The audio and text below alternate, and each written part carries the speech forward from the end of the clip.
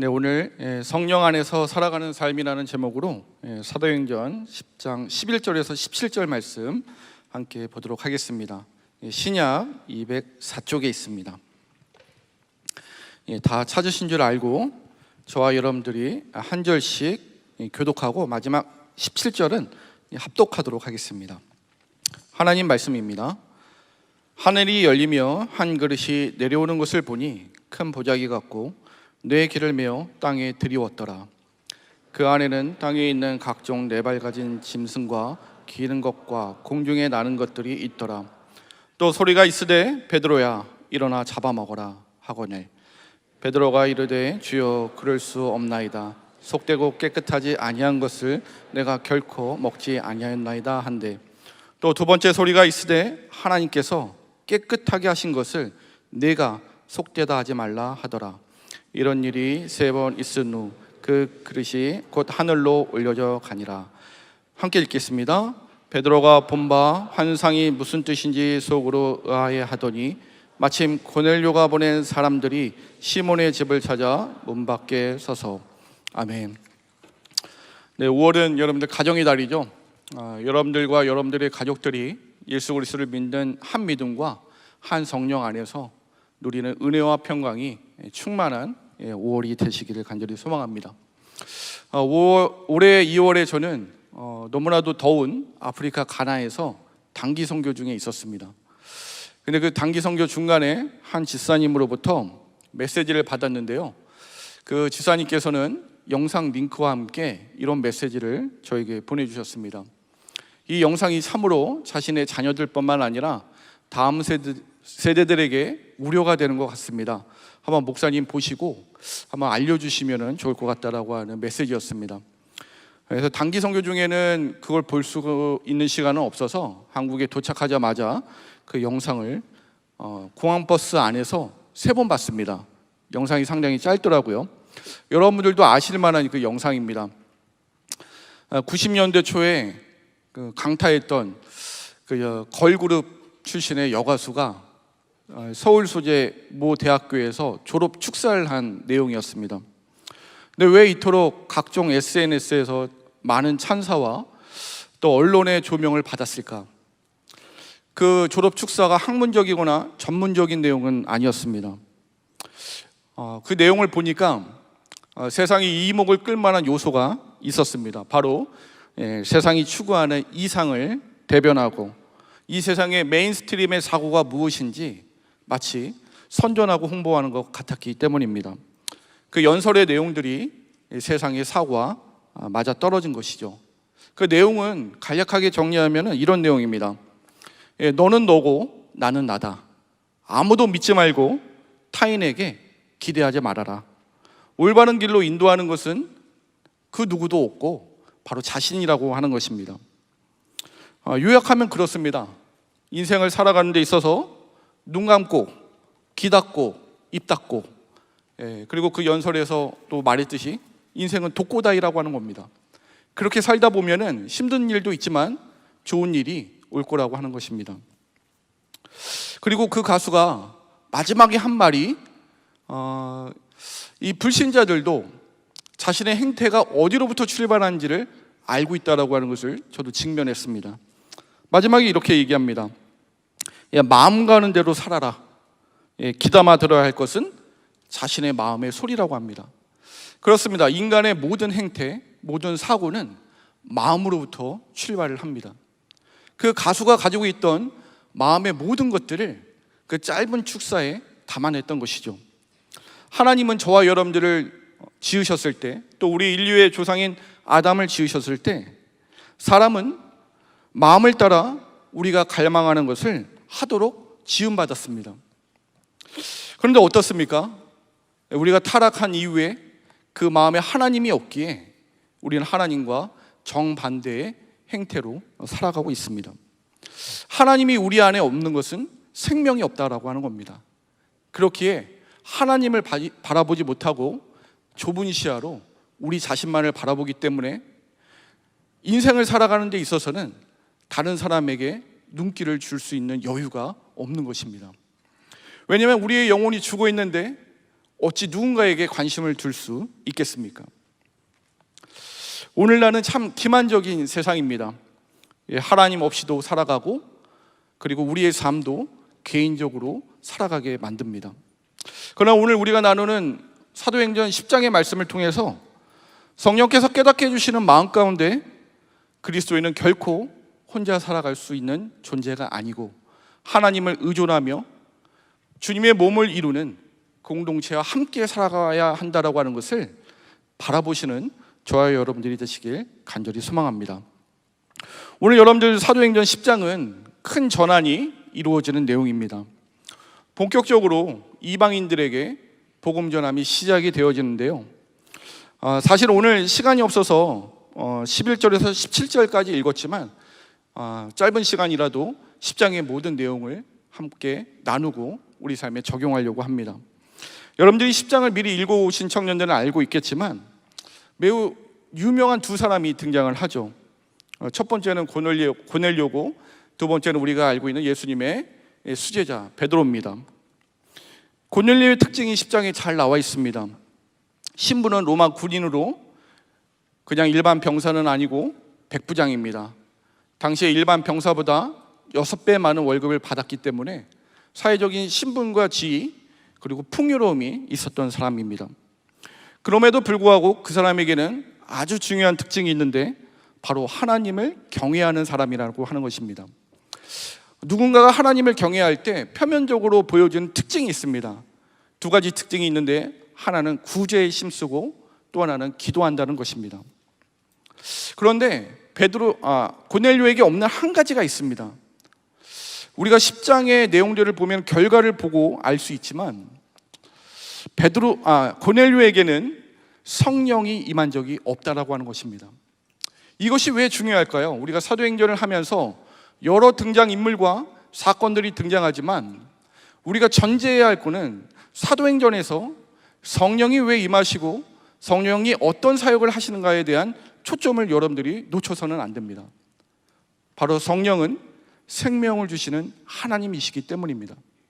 그래서 하나님을 경외하고 어떤 지적인 동의로 하나님이 있는 것을 인정하며 신앙생활을 할 수 있지만 성령이 없이는 우리가 거듭날 수가 없고, 거듭나지 아니하면 믿고 회개할 수 있는 회심이 일어나지 않습니다.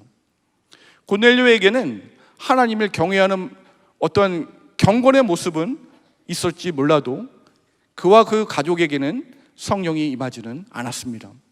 즉 그와 그의 가족의 구원을 위해 하나님께서는 한 사람을 사용하여 주시는데 바로 오늘 우리가 본문에 읽었던 베드로입니다. 여러분, 베드로는 어떤 사람입니까? 이방인인 고넬료와 달리 유대인이며 앞서 말씀드린 바와 같이 예수님의 수제자입니다. 그리고 오순절 성령 강림 때 여러 나라 사람들이 왔죠. 그때 그 방언은 외국어입니다. 외국어로 설교를 해서 많은 사람들을 놀라게 했습니다. 즉 성령의 임함을 경험했고 그 생명을 가지고 있는 예수님의 수제자입니다. 근데 이 사람이 여러분들 어디서 이 환상을 봤습니까? 혹시 예습하신 우리 청년들 기억나실까요? 바로 욥바라고 하는 아름다운이라는 의미를 가지고 있는 욥바라고 하는 해변에 머물러 있었습니다. 지금의 그 이스라엘의 욥바는 남자와 여자의 그 데이트 코스 1순위 장소입니다. 상당히 아름다운 해변이고요. 저도 가봤을 때 참 좋았지만 저는 언제나 하와이의 와이키키 해변이 가장 아름답기 때문에 그렇게 매력적이진 않았지만 맛있는 레스토랑이나 카페 등이 있습니다. 근데 그 당시에 욥바는 데이트 코스이기보다는 많은 사람들이 그리 좋아할 만한 장소는 아니었습니다. 왜냐하면 베드로가 머물고 있는 욥바라고 하는 그 해변에 누구의 집에 머물렀다고 하죠? 시몬인데 시몬의 직업이 나와 있습니다. 무두장이. 바로 가죽으로 무엇을 만드는 직업이 무두장인데요, 사람들이 하대하던 직업입니다. 기피하던 직업입니다. 그렇기 때문에 어느 공동체에 머물기보다는 그 공동체에 좀 피해서 살았던 것이 바로 욥바라고 하는 해변에 머물렀던 것 같습니다. 베드로가 거기 있었습니다. 근데 여기서 성경이 사도행전이 요빠라고 하는 지리적 장소를 우리에게 강조하는 이유가 있습니다. 구약에 여러분들 누가 떠오르시죠? 요빠 하면 바로 하나님께서 이방 민족에게 하나님이 전하라고 했던 것을 전하지 않고 도망갔던 요나가 생각나시죠? 바로 요나가 하나님의 명을 어기고 도망가려고 했던 그 장소가 요빠입니다. 요빠에서 도망가서 그 당시에 세상의 끝이라고 여겼던 다시스, 지금의 스페인으로 도망가려고 하다가 풍랑을 만나서 물고기 뱃속에 갇혔던 그 요나가 하나님의 명을 어기고 도망가려고 했던 장소가 요빠였습니다. 그러나 신약에 예수 그리스도의 부활 승천 후에 약속하신 성령이 임하고 하나님은 다시 한번 이방 민족을 향해 베드로를 사용하여 주시는데 그 장소가 요빠입니다. 근데 이 요빠에서 하나님께서 베드로를 그냥 보내실 수도 있지만 하나님이 때로는 우리를 깨닫게 하여 주시고 또 하나님만을 의존케 해주시는 하나님만의 그 고집스러움이 있으십니다. 베드로가 환상을 여러분들 몇 번 보죠? 10장 16절에 3번이라고 나와 있습니다. 여러분, 베드로에게 있어서 3번은 어떤 의미일까요? 베드로에게 있어서는 아킬레스건, 트라우마입니다. 숨고 싶고 피하고 싶고 감추고 싶은 것이 3번이죠. 왜 이겠습니까? 마태복음 26장 75절에 예수님께서 베드로에게 이렇게 말씀하셨습니다. 네가 닭 울기 전에 3번 나를 부인한다고 예수님이 예언하십니다. 베드로는 그런 일이 없을 거라고 했지만 이 마태복음을 한 장 더 넘겨서 27장에 가보면 베드로는 닭 울기 전에 맹세하고 부인하고 저주하면서 3번 예수님을 부인합니다. 그리고 누가복음 22장 61절에 보면은 부인하는 자신과 잡혀 계신 예수님의 눈이 마주치는 것을 누가는 자세히 기록하고 있습니다. 즉 3번이라고 하는 것은 베드로에게 있어서는 인생에 있어서의 수치스러움, 나약함, 그리고 배신한 예수님을 생각하게 하는 숫자입니다. 이를 통해 베드로는 무엇을 깨달았을까요? 부정한 것을 먹으라고 하는 하나님의 주시는 그 환상 가운데 3번이나 보여주시고 이 3번을 통해 자신의 과거를 돌아보면서 베드로는 무엇을 깨달았을까요? 예수님을 끝까지 충성하고 순종한다라고 했던 자신의 나약하고 연약하고 배신을 일삼던 자신의 모습을 끝까지 품어주시고 사랑하셔서 구원을 가져다 주시는 하나님의 놀라운 그 사랑과 은혜를 기억하고 있지 않겠습니까? 만약에 우리가 누군가에게 복음을 전하고 예수 그리스도의 사랑을 전하기에 앞서 하나님은 우리를 하나님의 사랑이 얼마나 경이롭고 놀라운 것인지 우리의 인생의 전반을 사용하여 주셔서 깨닫게 하여 주십니다. 그래서 나중에는 이런 나조차도 구원해 주시는 하나님의 은혜에 감격하여 우리가 전할 수 없는 복음을 내가 그토록 싫어하는 사람에게까지 전할 수 있는 그 기회의 통로로 우리의 인생을 사용하여 주십니다. 베드로에게 여러분들 이러한 그 환상을 통해 이런 과거를 들추시면서까지 베드로를 이방 고넬료에게 보내시는 하나님의 뜻이 있습니다. 두 사람이 만나기 전까지 물리적인 그 장벽도 있었습니다. 여러분, 우리가 앞서 말한 것처럼 고넬료는 로마 백부장, 로마 군인의 백부장으로서 이방인이며 그가 머물고 있는 가이사랴는 이두메 출신의 에돔 사람 헤롯 대왕이 12년 동안 로마를 위해 지은 인공 항구가 있습니다. 바로 로마 군인들이 최단 기간 도착할 수 있도록 유대인이 아닌 로마 군인들을 위해, 로마 정부를 위해 세운 항구입니다. 그리고 유대인들을 압제하는 로마 총독부가 가이사랴에 있었습니다. 그럼에도 불구하고 이런 물리적인 장벽에도 불구하고 성령께서는 베드로를 이끌어서 고넬료에게 보내시죠. 근데 베드로에게 있어서도 상당한 심리적인 부담이 있었을 것 같습니다. 제가 사도행전 10장 28절을 읽어드리겠습니다. 이르되 유대인으로서는 이방인과 교제하며 가까이 하는 것이 무엇이라고 하죠? 위법이라고 합니다. 그리고 너희도 알거니와 하나님께서 내게 지시하사 아무도 속되다 하거나 깨끗하지 않다 하지 말라 하시기로. 하나님의 말씀보다도 이방인과 교제하는 것이 위법인 것을 먼저 이야기합니다. 이것은 개인에게 있어서 상당한 부담, 상당한 위협이 될 수 있는 일이라고 하는 것을 말합니다. 여러분들, 어떤 법을 어기면 우리는 처벌을 두려워하고 사회적인 비난과 또 공분을 받기도 하고요, 사회적으로 배척되고 격리되기도 합니다. 그 사람과 교류하지 않으려고 하죠. 그 사람을 거부할 수도 있습니다. 이런 부담감이 자신에게 있다라고 합니다. 그러나 하나님에 이끌려서 고넬료를 만나고 또 하나님이 그를 만나게 한 분명한 목적을 베드로는 알았기에 베드로가 전한 것이 있습니다. 바로 예수 그리스도의 오심과 죽으심과 부활하심, 그 복음의 핵심을 고넬료와 고넬료의 가족들에게 전달했을 때 그 말씀을 받았던 고넬료와 함께했던 모든 사람들이 성령이 임했다라고 하는 것을 우리는 볼 수가 있습니다.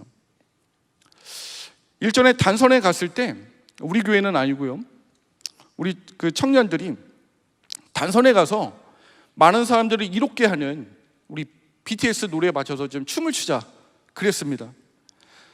제가 이제 그 말을 듣고 이목은 끌 수 있겠지만 예수 그리스도를 전하지 않고서는 그 누구도 구원받을 수 없다. 그리고 BTS보다 강한 것이 복음이라고 했습니다. 그래서 우리는 BTS의 노래에 맞춰서 춤추지 않고 영어 가수로 된 찬양을 불렀습니다. 그들이 아랍 사람이었기 때문에 영어를 알아듣는 사람도 있고 못 알아듣는 사람도 있었겠지만 성령이 임하셨으면 그들이 BTS의 노래보다 하나님을 찬양하는 그 찬양에 동화됐을 거라 저는 생각을 합니다. 고넬료와 교제하고 함께 나누는 것이 자신에게 있어서는 부담인지 알았지만 성령이 그를 보내셔서 담대하게 선포해야 될 것을 선포했던 베드로의 모습을 보면서 우리가 예단하고 선입견과 편견 가운데 저 사람은 안 될 거라고 하는 것을 우리가 뛰어넘어 우리 안에 성령의 생명이 있다면 복음을 담대히 전하는 저와 여러분들이 되었으면 좋겠습니다. 근데 우리가 여기서 하나 궁금한 것이 있습니다. 하나님께서는 말씀 가운데 역사하시고 모든 것을 지으시고 섭리 가운데 다스리는데 왜 영혼 구원에 있어서는 구원받은 백성을 그토록 사용하실까요? 단기 선교도 보내고 장기 파송 선교사도 보내고 옆자리에 앉아있는 그토록 미워하는 사람들을 위해서 기도하게 만들고 왜 복음 제시를 그토록 하게 만드실까요? 성령을 경험하고 성령의 생명을 받은 사람들이 전달하는 것 안에 무언가가 반드시 있기 때문입니다. 저희 국에 미식가 한 명이 있는데요, 미슐랭 짝퉁 맹슐랭이라고 있습니다. 근데 제가 좋아하는 것을 제 가까운 청년들은 다 압니다. 저는 햄버거를 좋아하기 때문에 햄버거 가게가 새로 오픈이 되면 그 오픈된 가게를 저에게 알려주는 두 부류가 있습니다.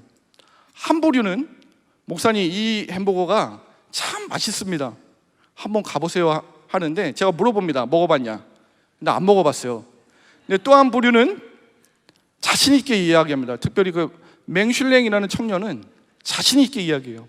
목사님 여기에 햄버거 가게 생겼는데 드셔보세요. 그럼 제가 물어봅니다. 먹어봤냐 하면은 먹어봤다는 데서 끝나지 않고 재료가 무엇인지 이야기합니다. 그럼 제가 가겠습니까? 안 가겠습니까? 가죠. 왜 구원받은 백성을 사용하실까요? 왜 성령께서 생명을 주신 여러분들을 사용하기를 원하실까요?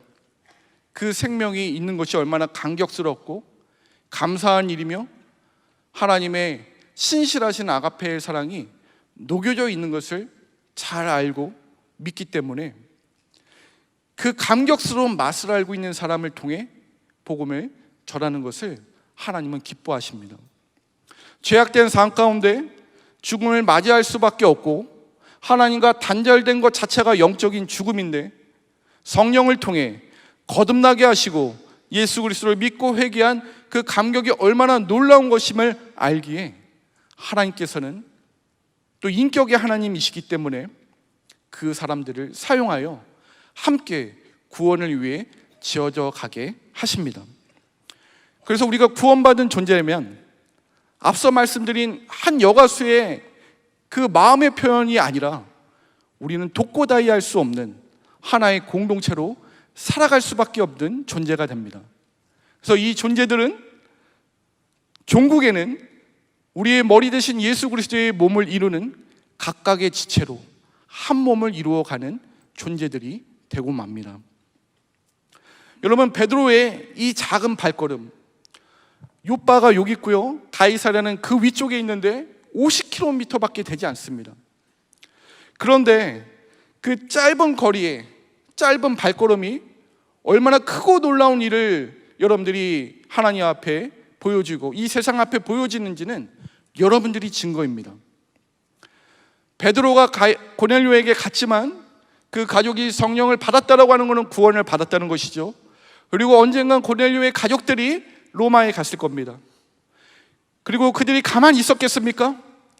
생명 되시는 성령이 자신들에게 임했을 때의 감격과 기쁨을 또 누군가에게 전달하지 않았겠습니까? 그것이 종국에는 로마의 황제와 귀족들과 상류층에 있는 사람들을 변화시키고 그 복음이 아래층까지 내려왔습니다. 로마의 이 복음은 독특합니다.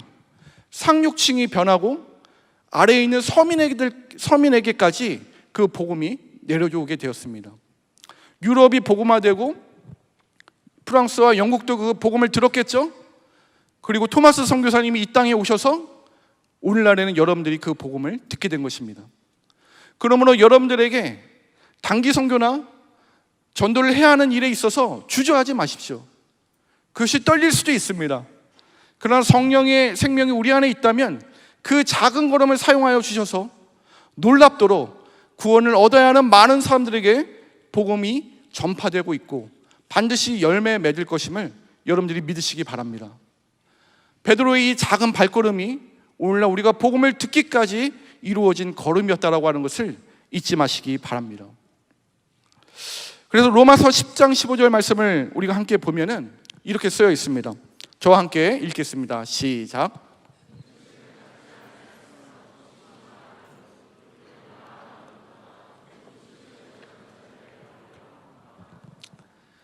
아주 중요한 메시지입니다.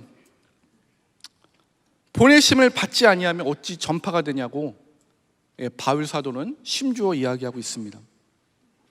기록된 바 아름답다. 좋은 소식을 전하는 자들의 발이요. 누군가에겐 미천한 발걸음, 나약한 발걸음, 쓸모없는 발걸음, 그럴 수도 있습니다. 그러나 하나님이 보실 때 여러분들의 발걸음은 아름답고 좋은 소식을 전하는 발걸음이 되실 거고 반드시 그 복음의 씨앗이 심겨져 열매 맺게 하실 것입니다. 그러므로 나와 남, 우리와 그들, 남자와 여자, 세대와 세대, 한 지역과 다른 지역, 한 종족과 다른 종족, 한 문명과 다른 문명, 투쟁과 갈등 속에서 아름다운 발걸음이 되어 주님의 몸을 전하는 여러분들 되시기를 간절히 소망합니다.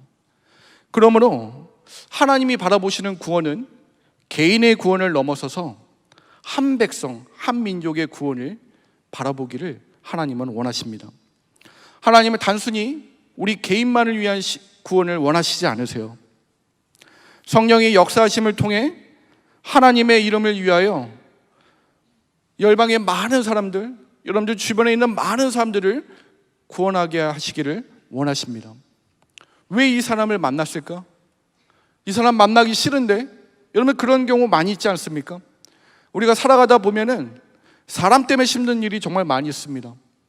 저도 직장 생활 할 때 저 사람만 아니면 좋은데 꼭 옆에 있습니다. 근데 기도를 하면은 하나님께서 어떤 방법을 사용하시더라도 그 사람을 다른 부서에 보내거나 전출시키시더라고요. 그렇지만 하나님께서는 크고 놀라운 빌런을 또 보내셨습니다. 근데 뒤돌아서 생각하니까 제가 이 본문을 묵상하면서 내가 참 하나님 앞에 부끄러운 일을 했구나. 베드로도 속되고 그들이 원하지 아니하였던 이방인들과 가기를 꺼려했지만 하나님의 이끄심에 순종하여 복음을 전했는데 나는 그 빌런들조차 복음을 전하지 못했고 오히려 미워하고 기피하고 회피했던 내 모습을 회개하게 되었습니다. 하나님은 개인만을 위한 구원, 남들에게 관심 없는 신앙생활을 원하지 아니하십니다. 끝으로 우리가 이 성령이 임하시고 계속하여 쓰여지고 복음이 선포된 서신서들을 들여다보면 한 가지 공통적인 단어가 있습니다. 우리가 이것을 많이 잊고 살아가는데요, 시간상 제가 표를 하나 가져왔습니다. 예, 한번 표 보여주실까요? 하나님께서 자신의 백성을 형성하는 방식입니다.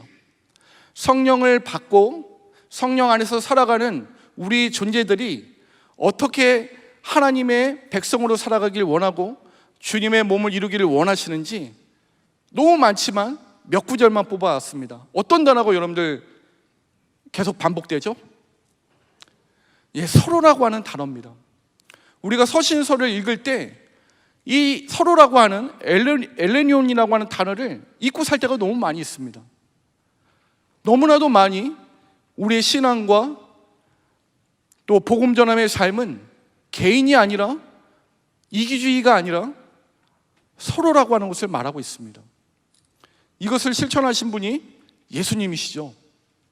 하나님이시지만 우리와 함께 하시기 위해, 우리의 죄를 대속하시기 위해 복음 전하시고 우리를 구원하시기 위해 이 땅에 임하신 예수 그리스도, 그 본을 따라가고 있다면 여러분들 주님 안에서, 생명을 주시는 성령 안에서 서로 아름답게 빚어가는 저와 여러분들이 되시기를 간절히 소망하겠습니다. 우리 말씀 한 구절 보고 찬양으로 하나님께 나아갔으면 좋겠습니다. 요한복음 20장 21절인데요, 같이 한 목소리로 읽겠습니다. 시작. 예수께서 또 이르시되 너희에게 평강이 있을지어다. 아버지께서 나를 보내신 것 같이 나도 너희를 보내노라. 아멘. 생명의 성령이 여러분들에게 있다면 주님이 이미 보내시는 곳에, 주님이 가라고 하시는 곳에 담대히 주님 의지하며 가시는 저와 여러분들 되시기를 소망하겠습니다. 아멘. 우리 같이 찬양으로 나아갔으면 좋겠는데요, 여러분 사도행전에서 우리가 잊지 말아야 할 것은 등장인물이 아닙니다. 성령이 왜 임하셨는가? 성령이 어떤 사역을 하시는가? 한 가지만 말씀드리면 생명을 주시기 위함입니다. 여러분들이 그 생명을 받았다면 그 생명을 전달하는 여러분들이 되시길 바랍니다. 하나님의 임재를 어떻게 증거할까요? 하나님의 함께 하심을 어떻게 말할 수 있을까요? 성령이 임하신 것이 증거입니다. 예수님의 통치와 인도하심이 어떤 증거로 말할 수 있을까요? 성령이 임함이 그 증거입니다. 성령의 충만한 삶 가운데 승리하는 저희 여러분 되시기를 소망합니다.